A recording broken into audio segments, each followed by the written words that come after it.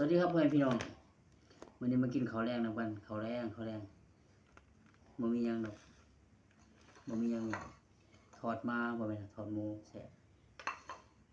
ทอดเองกินเองสิแซ่บมาบ่ได้บ่ทันละกดไลค์กดแชร์ก็ฝากกดไลค์กดแชร์เด้อพี่น้องเด้อฝากกดไลค์กดแชร์กดติดตามไปเรื่อยพอได้เจอกันนะไปเรื่อยมากินหน่อยเด้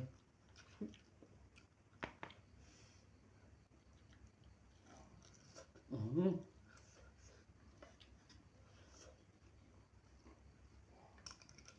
ันไม่ใช่ครับ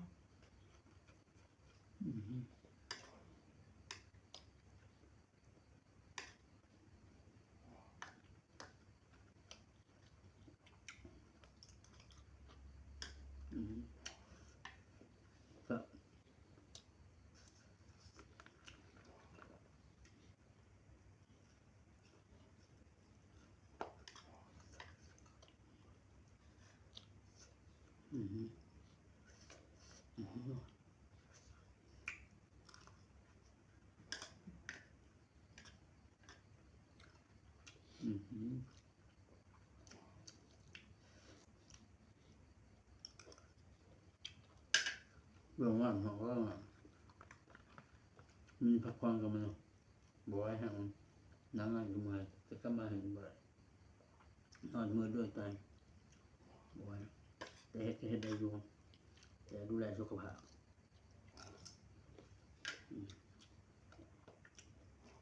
บ่ได้เข้ามาเบิ่งกับพักผ่อนหย่อนอารมณ์เด้ออากาศมันหนาว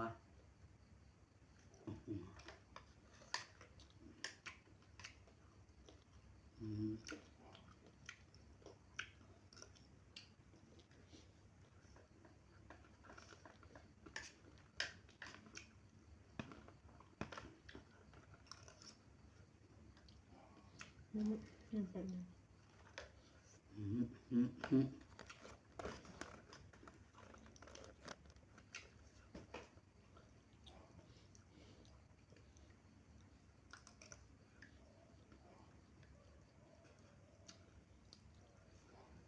ครับเว้ย